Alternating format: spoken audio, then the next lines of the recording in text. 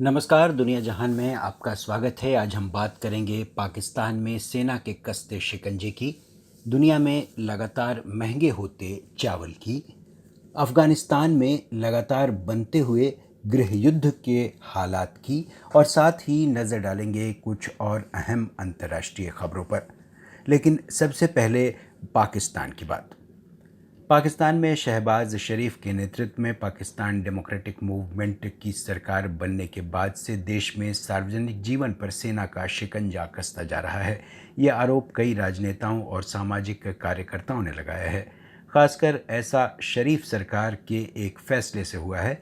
इस फैसले के तहत सरकार ने नागरिक प्रशासन में नियुक्ति से पहले संबंधित व्यक्तियों की पूरी पड़ताल करने का काम खुफिया एजेंसी इंटर सर्विसेज इंटेलिजेंस यानी आईएसआई को सौंप दिया है। इस फैसले के तहत विभिन्न पदों पर नियुक्ति, तबादला और पदोन्नति के काम से जुड़े सरकारी अधिकारियों की स्क्रीनिंग भी आईएसआई करेगी। विश्लेषकों के मुताबिक इस सरकारी फैसले ने यह धारणा और मजबूत कर दी है कि पाकिस्तान में सेना प्रत्यक्ष या परोक्ष रूप से सरकार चलाती है।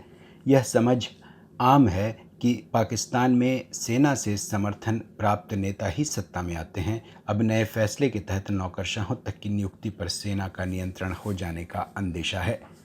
पाकिस्तान के सीनेटर नवाज खोखर ने ब्रिटेन के अखबार द गार्जियन से कहा है कि पाकिस्तान में सैनिक तख्ता पलट और राजनीति पर सेना के प्रभाव के इतिहास को अगर ध्यान में रखें तो साफ है कि इस फैसले से नौकरशाही कमज़ोर होगी और इसकी स्वतंत्रता प्रभावित होगी। यह फैसला अपने पांव पर कुल्हाड़ी चलाने जैसा है। पाकिस्तानी संसद के ऊपरी सदन सीनेट के चेयरमैन रह चुके रज़ा रब्बानी ने भी कहा है कि शरीफ सरकार का ये फैसला संविधान पर हमला है। इससे नागरिक शासन की सर्वोच्चता खत्म हो जाएगी। और अब दुनिया के बाजार में महंगे होते चावल की बात। कई अनाजों के बाद अब बारी चावल के महंगा होने की है। चावल के कारोबार से जुड़े लोगों ने आशंका जताई है कि दुनिया पहले से ही गेहूं, जई, ओट, कुछ अन्य अनाजों, शक्कर, खाद्य तेलों और मांस की महंगाई से परेशान है। अब संयुक्त राष्ट्र के खाद्य एवं कृषि संगठन FAO के मई के आंकड़ों से सामने आया है कि बीते महीने अंतर्राष्ट्रीय बाजार में चावल का भाव 12 महीनों के सबसे ऊंचे स्तर पर पहुंच गया। पिछले 5 महीनों से लगातार चावल महंगा हो रहा है। विशेषज्ञों के मुताबिक कोरोना महामारी और उसके बाद यूक्रेन युद्ध के कारण बने हालात से उर्वरक और ईंधन महंगा हो गया है। इनका असर खाद्य पदार्थों की कीमतों पर पड़ रहा है। इसके अलावा कुछ देशों ने अनाज और खाद्य तेलों के निर्यात पर रोक लगा दी है। इसका असर भी विश्व बाजार की कीमतों पर पड़ा है।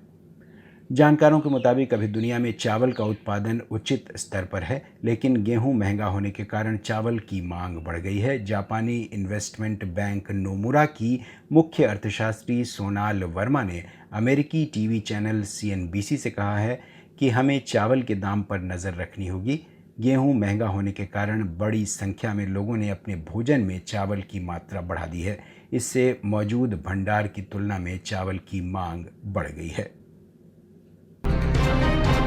और अब बात करते हैं अफ़गानिस्तान की।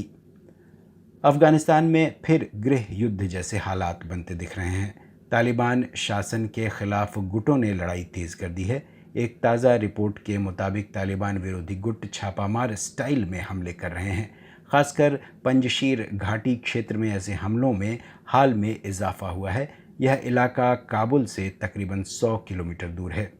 विशेषज्ञों के मुताबिक नेशनल रेजिस्टेंस फ्रंट यानी NRF नाम से बने नए तालिबान विरोधी गुट को अभी तक ज़्यादा कामयाबी नहीं मिली है, लेकिन इसकी वजह से तालिबान के लिए मुश्किलें खड़ी हो गई हैं। वेबसाइट nikkaiasia.com की एक रिपोर्ट के मुताबिक NRF में कई हथियारबंद संगठन शामिल हैं। इन संगठनों में पूर्व अफ़गान सेना में काम कर चुके सैनिक भी हैं। NRF का नेतृत्व अहमद मसूद कर रहा है, जो तालिबान विरोधी मशहूर सरदार अहमद शाह मसूद का बेटा है।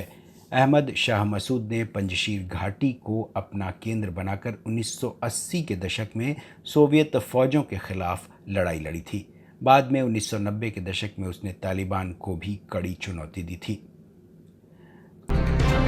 अब फ्रांस के चुनावों की बात कर लेते हैं कि फ्रांस में संसदीय चुनाव के पहले चरण के मतदान के बाद जो ट्रेंड उभरा उससे राष्ट्रपति इमैनुएल मैक्रों की चिंता बढ़ गई है। इस दौर में वामपंथी गठबंधन को मैक्रों की पार्टी के लगभग बराबर वोट मिले हैं। अब मैक्रों की पार्टी असेंबल, जिसका पहले नाम ला रिपब्लिक एन मार्श था, कि सारी उम्मीदें इस बात पर टिकी हैं कि दूसरे दौर में वामपंथी गठबंधन को रोकने के लिए कंजर्वेटिव और धुर दक्षिणपंथी मतदाताओं का उसे समर्थन मिलेगा।